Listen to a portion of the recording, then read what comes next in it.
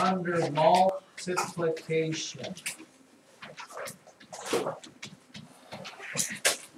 And today, it's your lucky day because we are doing double digit, which I'm sure you've done before.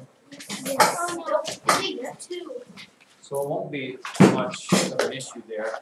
But maybe you'll learn something here. If you have 43 times 12, see, it's lucky for you that whoever came up with this whole multiplication thing is always looking for shortcuts for you.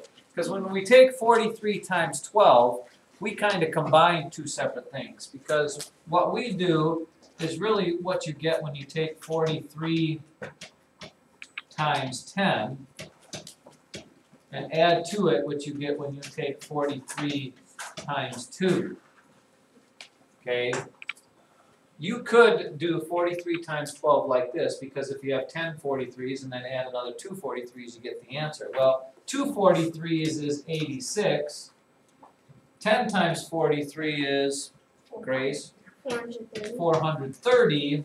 And then we combine them together, you add them together, 430 plus 86, you add those two numbers together, you get the answer, which is 516. But we don't separate it into two separate problems. We combine it all as the one. It's the same thing as doing this, but we do it just as one thing. And you always have to remember that the first thing you're going to do, step number 1, is multiply by the units digit.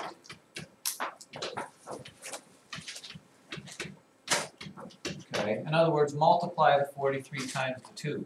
2 times 3 is 6, and 2 times 4 is 8. Listen? Can I go get my glasses? Please. Okay. That's where the 86 here comes from. That's the same 86 there. Okay. But then when you move over to this 1, you have to remember that isn't a 1. It's actually in the tens place.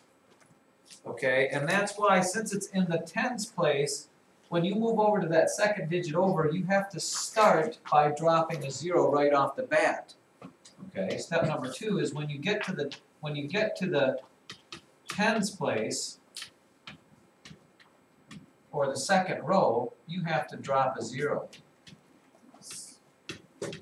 And the reason for that is because right here, we're actually not multiplying by a 1, we're actually multiplying by a 10. And when you do, you start with that same 0 there. And then you multiply 1 times 3 and 1 times 4.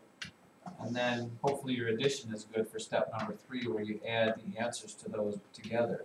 6, 11, 516. And the same thing would be true for triple digit multiplication. If there was another digit over here, let's say I was multiplying 43 by 212, okay, when I get to that third digit there, I'm going to have to put 2 zeros down, because that 2 is in what place? It's in the hundreds place. And if you multiply by 100, you have to drop those zeros down. But you won't have to do that because we're not doing that right now. Everybody got that? No. Perfect. Let's go and wait. What? Hold on a second. Let's look at this one here. A restaurant chain purchases 95 pounds of potatoes for each of its 26 locations. How many pounds of potatoes were purchased altogether? Okay, there you have to do the 95 times 26. And it doesn't matter with multiplication, whichever one you put on top is fine.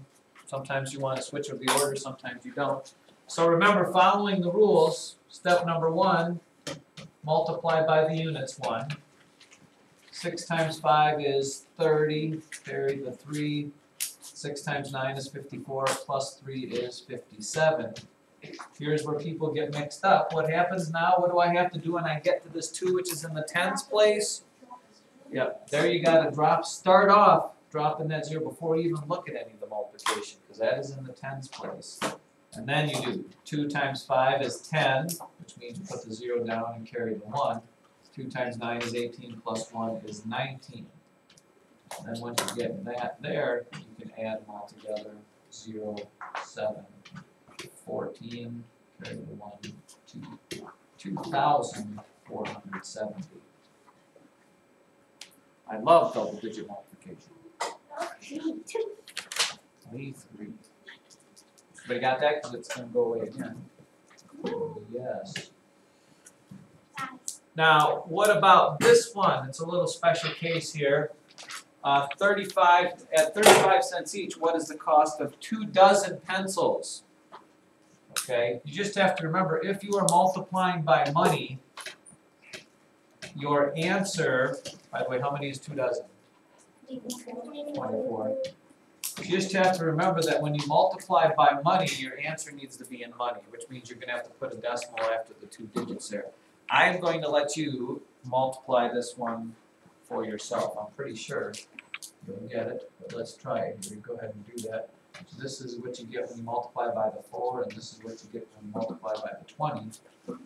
Let's see if you come up with the correct answer for that. And again, if you're slow at this, you really need to work on those multiplication tables. And we'll find that you will be much better if you do. In addition to writing neat and orderly sort of things there.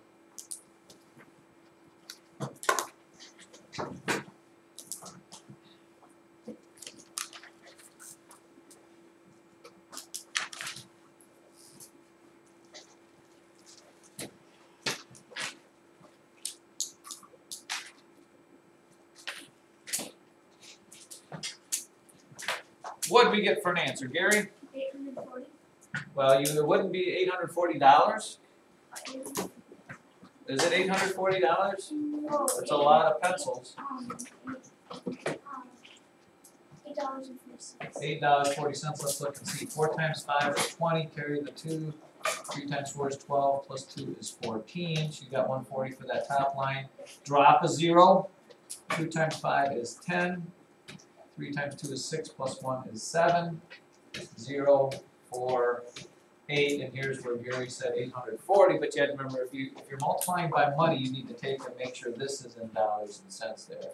So it should be $8.40. Okay. Yes. Do we always drop the 0? If when you get to the second one, anytime you have double digit, you will always put 1 0 there before you start multiplying by that second digit. Always. Perfect. Now take out a blank piece of paper because we got one more thing to